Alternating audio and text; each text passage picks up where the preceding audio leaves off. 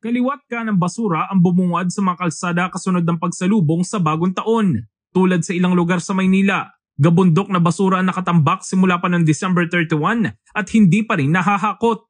Umaalingaso na ang masangsang na amoy ng basura at nilalangaw na kaya mga residente. Umaapila ng agarang aksyon dahil bukod sa maaaring makapekto ito sa kanilang kalusugan, apektado rin ang kanilang negosyo.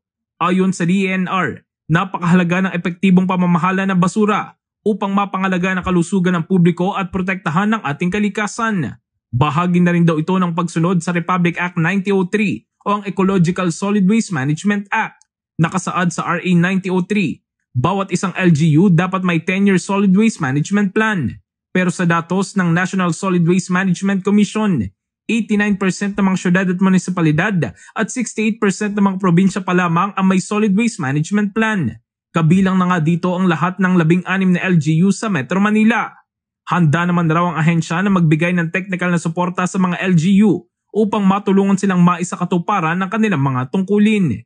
Giit ng DENR, kinakailangan magtulungan ng bawat isa upang patuloy na mapabuti ang mga kasanayan sa pamamahala ng basura at panindigan ng ating responsibilidad sa kalikasan. Ito ay para sa kapakinabangan na kasalukuyan at susunod pang henerasyon. In the heart of changing lives, ito si Brigada Jigo Custodio ng 105.1 Brigada News of Manila, The Music News Authority.